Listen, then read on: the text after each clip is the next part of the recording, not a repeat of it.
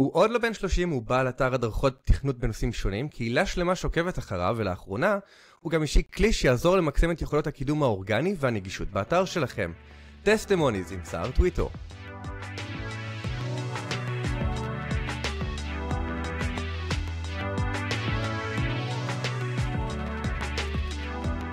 נוי, מה העניינים? בסדר גמור אלון, בסדר גמור, איזה כיף, עוד שבוע. שהתלהבת מהפתיח.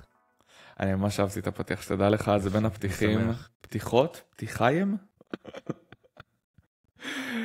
אז תראה, השבוע היה לנו, אנחנו מתקרבים לסופו של רבעון אחד, ואני לא יודע כמה אתה מכיר את הדברים האלה והתנהלויות תקציביות, אבל תמיד יש חשש בתחילת השנה לבזבז את כל הכסף של התקציב השנתי.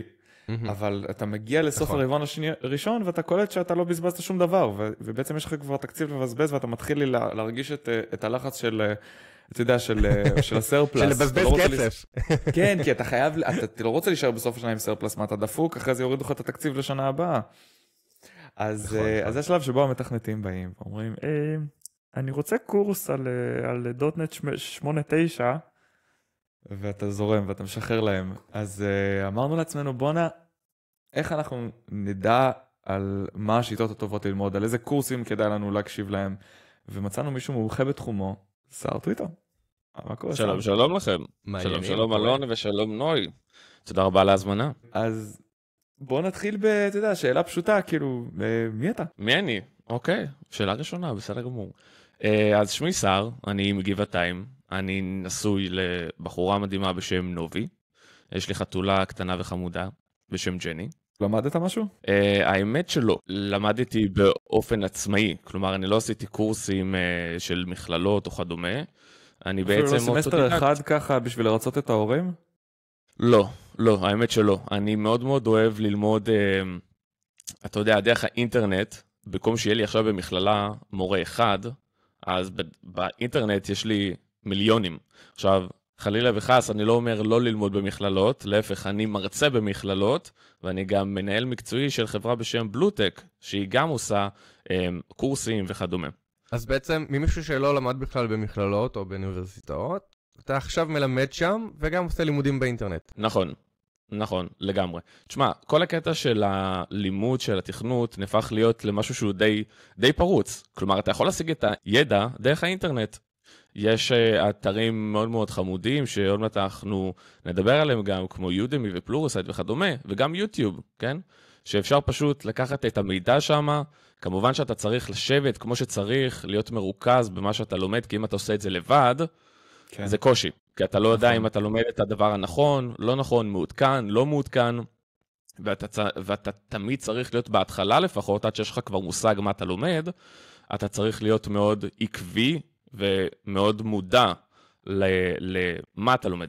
אז אחד מהדברים זה בוא נגיד להיות מנוי בסאבסקרייב, בוא נגיד ב-DevSimplified, דברים כאלה, חבר'ה כאלה מושחמי דני, אנשים שבאמת כל יום כמעט מעלים סרטונים, ואתה יודע שמה שהם הולכים לעלות, זה כנראה מאוד משהו שהוא נכון ומדויק.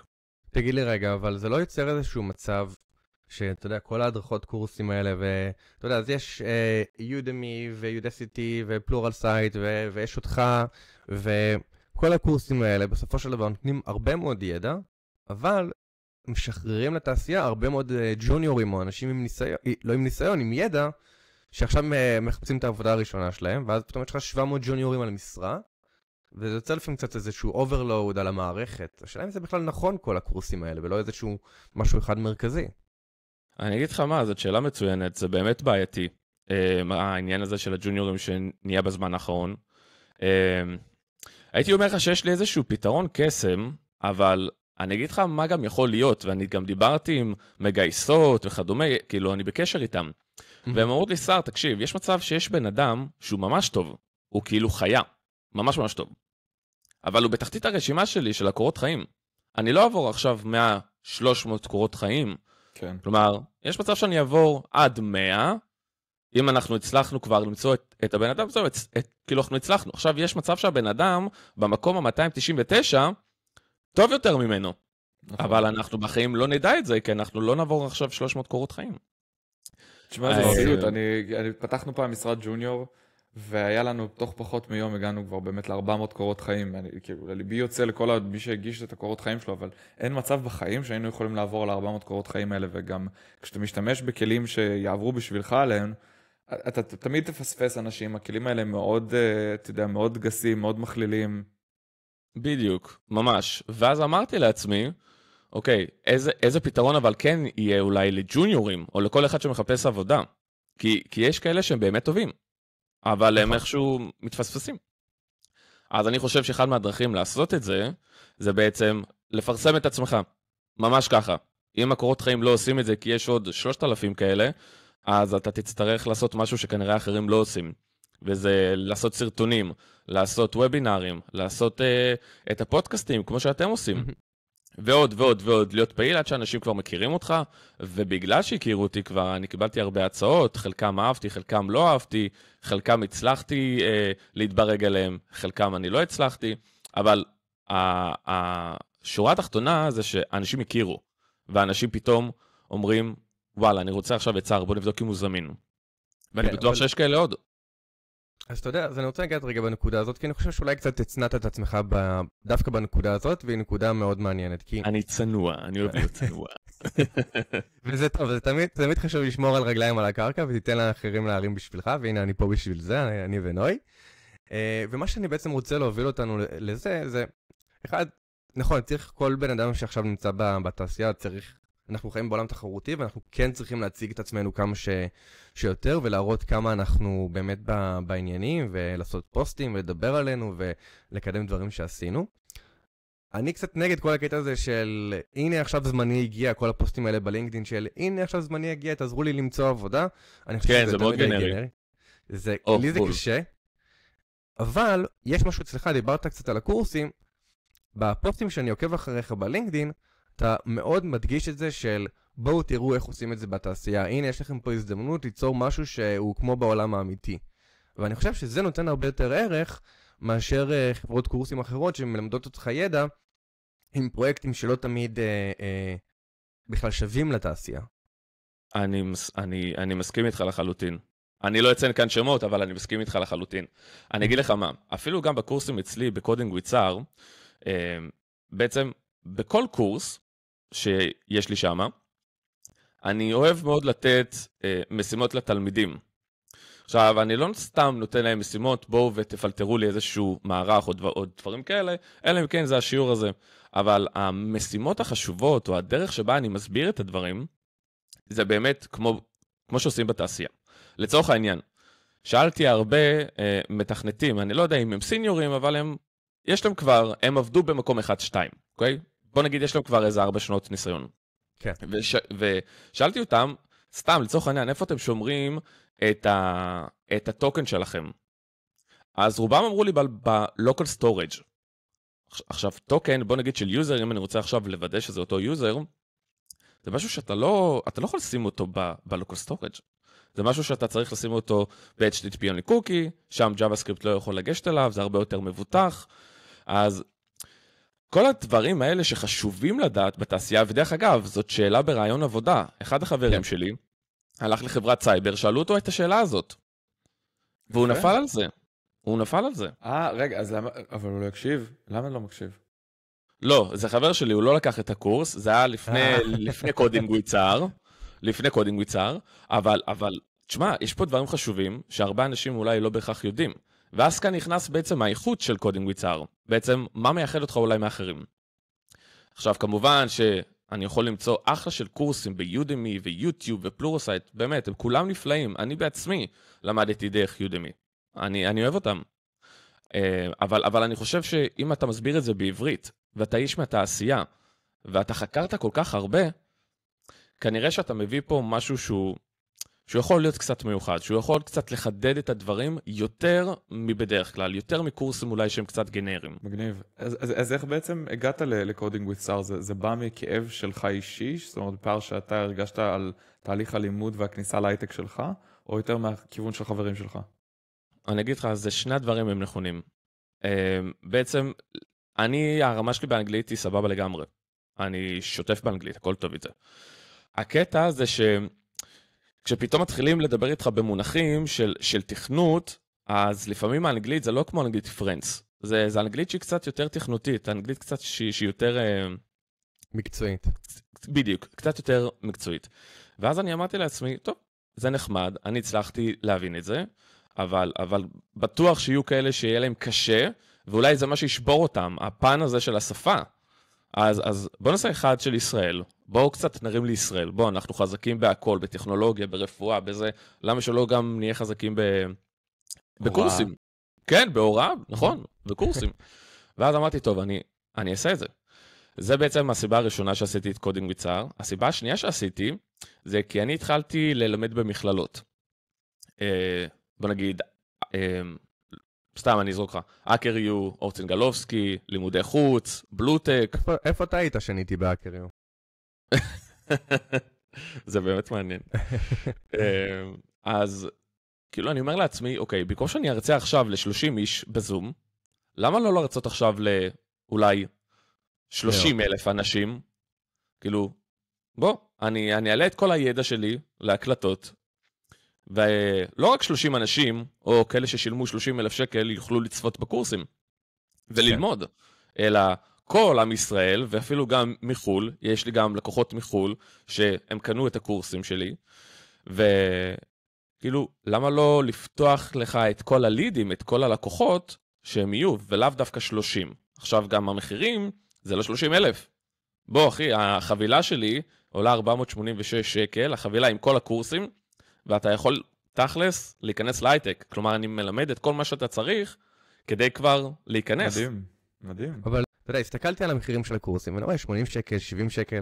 עכשיו, אתה יודע, היום אנחנו עם מה שנקרא adult money, אז אתה אומר, מה זה 80 שקל? יאללה, אני אעשה את הקורס, זה ייתן לי איזשהו ערך. אבל הרבה מאוד פעמים גם אתה יכול להסתכל על זה בקטע של, אולי זה הרבה מדי, כי יש לך את אותו דבר ביודימי, כי הם עושים, תמיד הם עושים מבצעים, נכון? תמיד פתאום קורס באיזה 10 שקלים.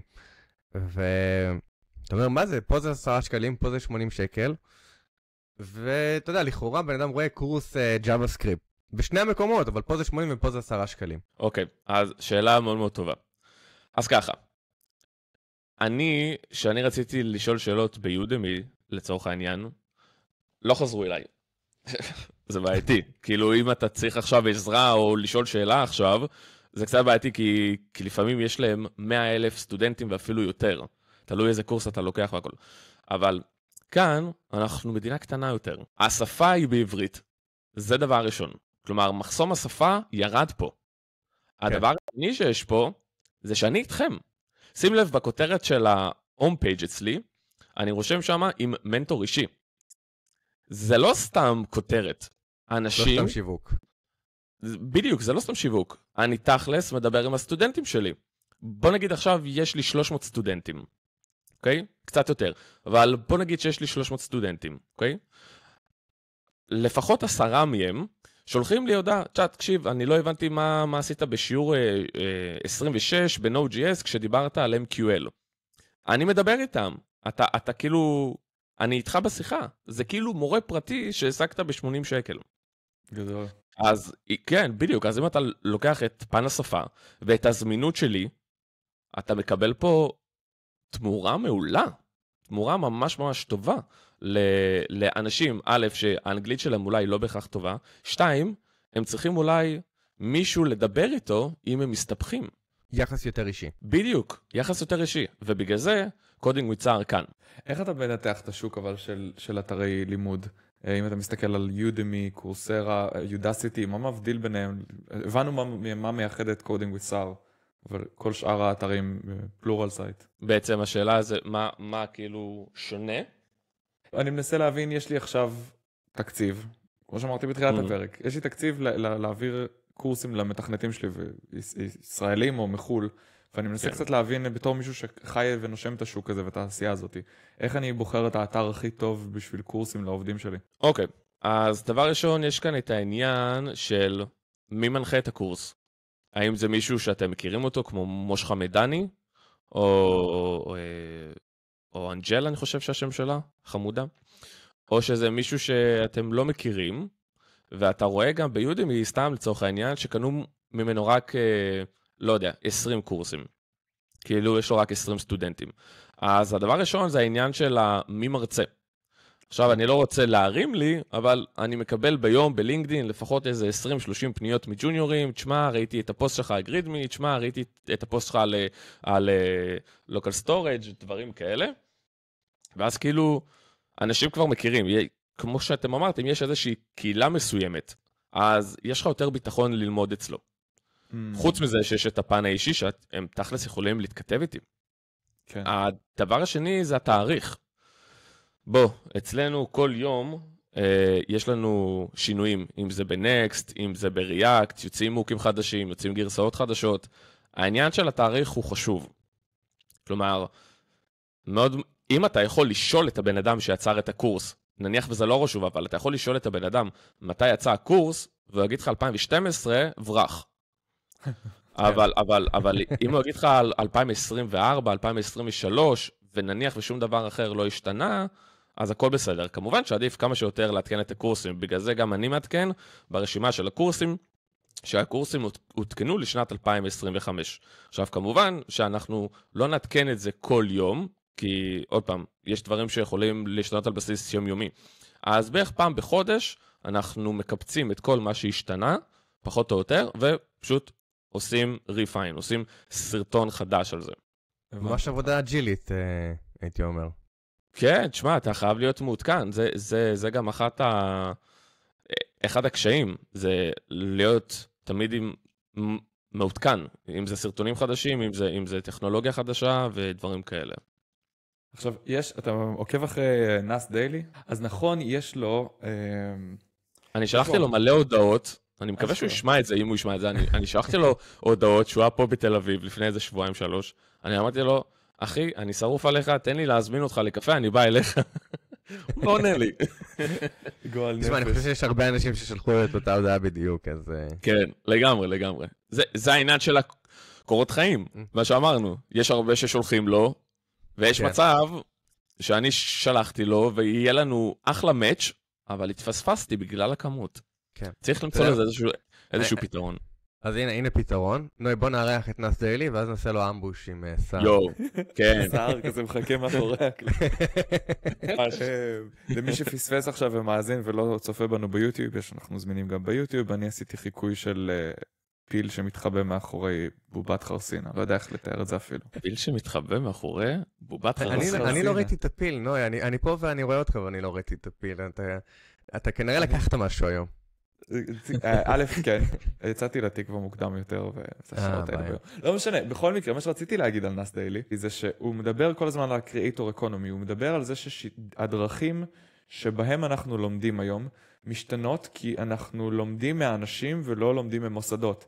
אני אעדיף ללמוד מסער בדרך קודינג with סער, ולא ללכת לטכניון ולעשות את 4 שנים של הטכניון, רק כי זה, אומייגאד, הטכניון, סליחה אבא. ובעצם אם אני מסתכל על אתרים כמו קורסרה, כמו פלורל סייט, כמו יודמי, אז אתה נכנס לאתר הזה וזה בעצם שוק בשר של מרצים, שוק בשר של הרצאות, והאם הם מפספסים את הטרנד הזה שהשוק הולך אליו, שזה לעקוב אחרי בן אדם ספציפי שאתה מרגיש שאתה סומך עליו והוא נותן לך את השירות, בין אם זה המנטורינג ובין אם זה העדכונים כמו שאמרת. כאילו זה בעצם השאלה, האם קורסרה ושאר האתרים הגדולים מפספסים את לאן העולם הולך? אני חושב שלא. אני חושב שהם לא מפספסים, אבל לא בגלל שהם פלוריסייט, או לא בגלל שהם יודמי, לא בגלל השם, אלא אני חושב שכשאני רק התחלתי ללמוד לבד, אני רציתי איזשהו מנטור, בגלל זה הכותרת אצלי מודגשת, מנטור אישי, כי זה באמת חשוב. אז אני חושב שהסטודנטים, לא משנה איפה הם לומדים, אם זה קודינג with סער, אם זה פלוריסייט ויודמי וכדומה, חשוב להם, שיהיה להם איזשהו מנטור שהם אהבו אותו. לצורך העניין, אני הכרתי בפעם הראשונה את משה חמדני. זה היה המנטור שלי. ואני עקבתי אחריו ברשתות החברתיות, עקבתי אחריו בקורסים, עקבתי אחריו בטוויטר וכדומה וכדומה וכדומה. והוא פשוט היה המנטור שלי. כלומר, דברים שהוא היה אומר, איך שהוא היה מתנסח, איך שהוא היה מסביר את החומר, מאוד שאהבתי ממנו השראה. אז לא משנה אם זה שוק של מרצים, תמיד יהיה את המרצים המפורסמים יותר. עכשיו, עוד פעם, זה מתקשר לנו מדהים לקורות חיים, כי גם יש לנו שוק של מרצים, ושוק של ג'וניורים. אז מה בעצם יבדיל ביניהם? מה אחרי מי ללכת? אז אחרי אלה שהם פעילים, כי אתה תראה שמושך מידני ומקסימיליאן וכדומה, הם פעילים. הם חבר'ה פעילים. WebDev Simplified הם פעילים. ולכן הרבה יותר קל ללכת אליהם, לראות מה הם עושים, כי הם כל יום על זה. ויש מרצים אחרים שאולי לא יהיו כל יום על זה, ואז אתה מפספס אותם. אתה יודע, האמת שאתה יודע, נוי ושר, האמת שאני ממש מזדהה דווקא עם מה שאמרת כאן ספציפית, כי עבורי, לא משנה כמה שנים אני בתעשייה, שתמיד שהייתי עובר בין רעיונות, בין חברות, והייתי עושה רעיונות, וגם בלבלים מתקדמים, יש בן אדם אחד שהייתי עוקב אחריו, וזה הבן אדם שגרם לי להצליח רעיונות. זאת אומרת, זה גם מה שהוא מוכר.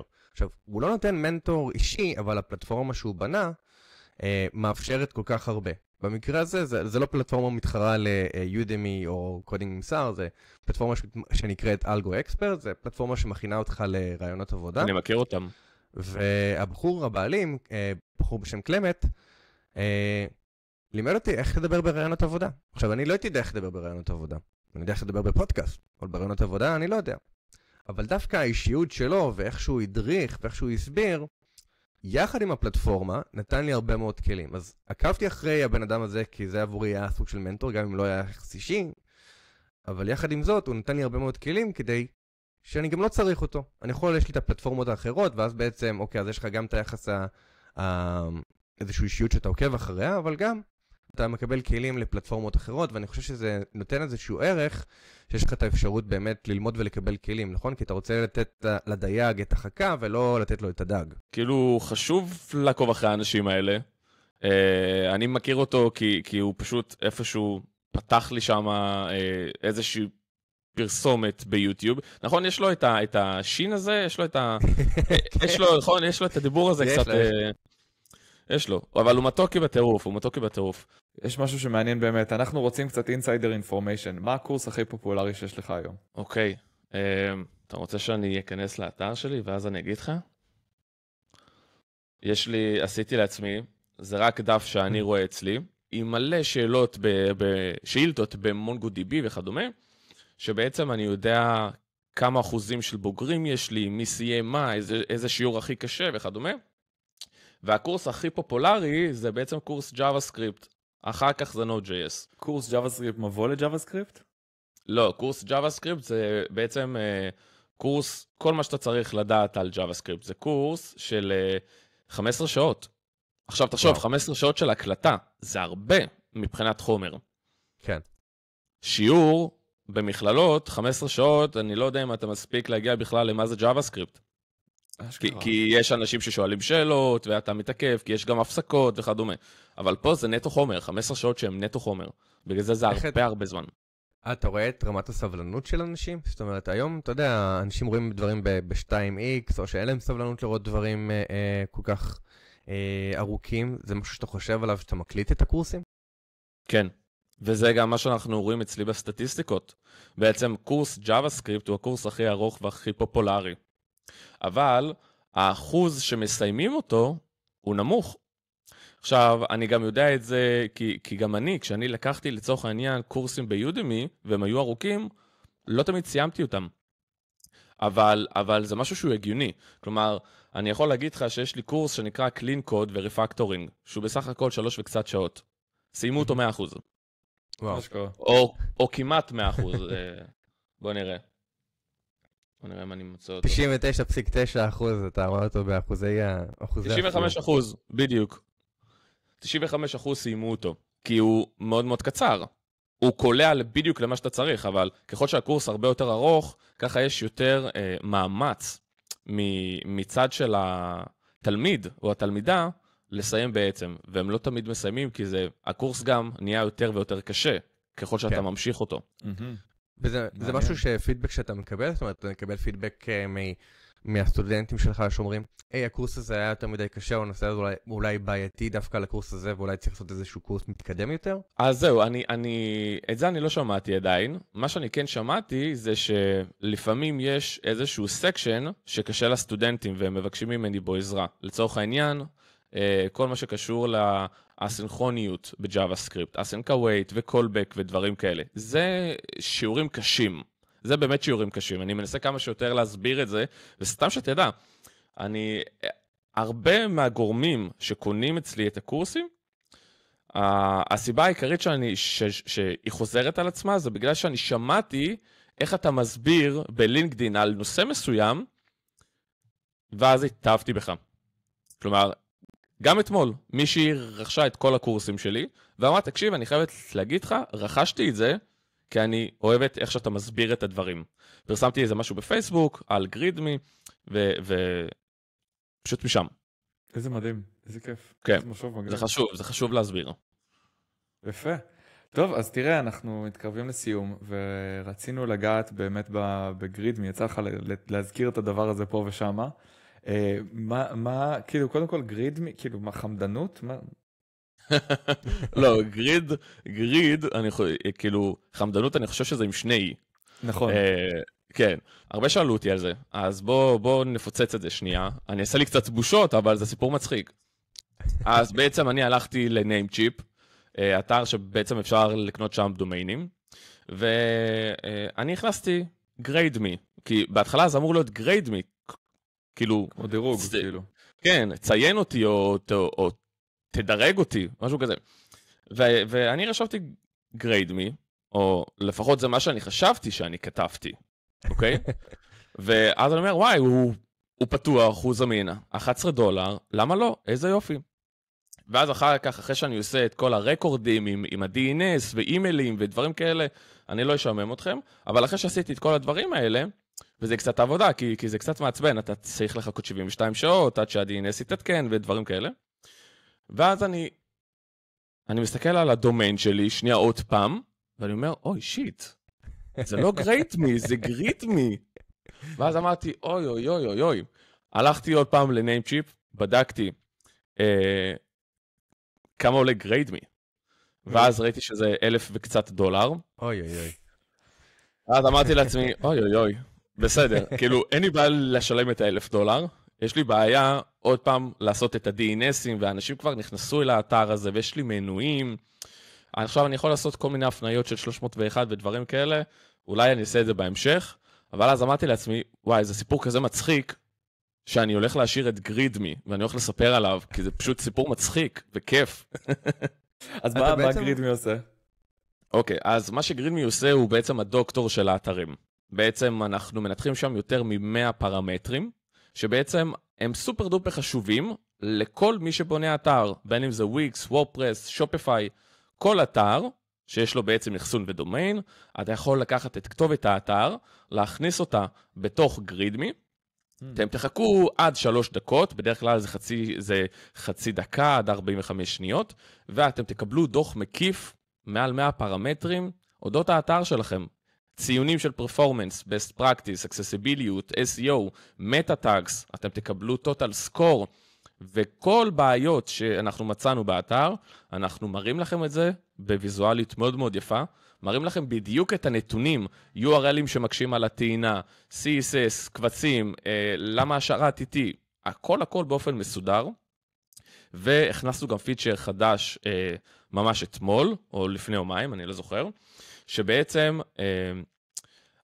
יש איזשהו כפתור על כל אחד מהסלקטורים, הרי באתר אינטרנט יכול להיות הרבה בעיות. בעיות של תמונות, בעיות של שרת איתי, בעיות של קבצי JavaScript גדולים. אחד מהבעיות שיכולות להיות לכם זה בעצם איזה שהם H1 שהיא גדולה, ומה קורה ל-HR שהיא גדולה על מסך קטן, לצורך העניין?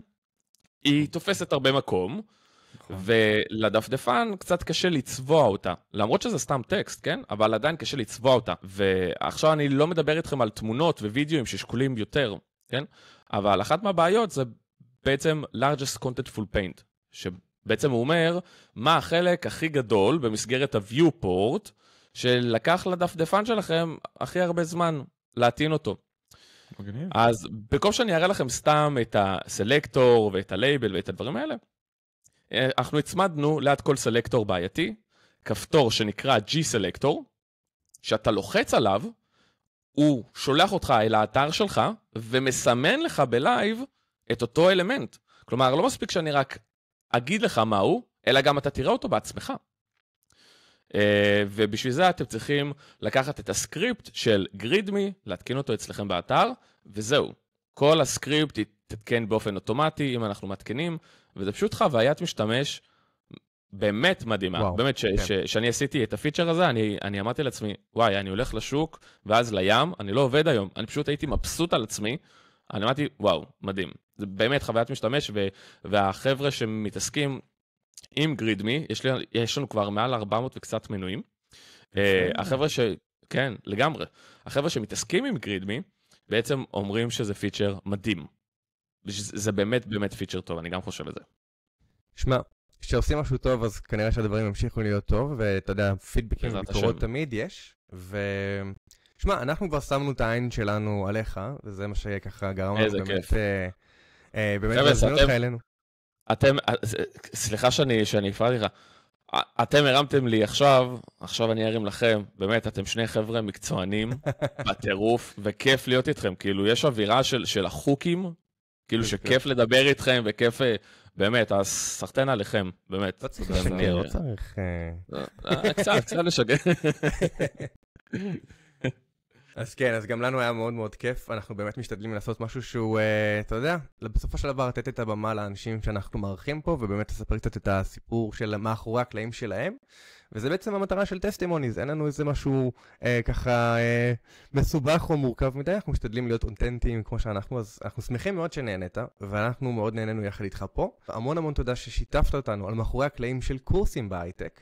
תודה רבה לטליה בן עם מסטודיו שלונסקי 21, ותודה רבה למרקו על המוזיקה, ונתראה שבוע הבא בעוד פרק של טסטימוניז. יאללה ביי.